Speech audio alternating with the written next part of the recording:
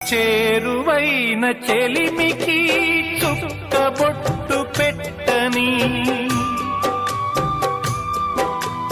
కరుణ చిందు కనులకు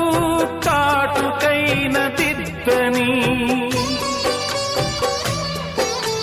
మెట్టినింటి లక్ష్మికి మెట్టె నన్ను తొడగని కాబోయే తల్లికి గాజులైన వేయని ఇల్లాలికిదే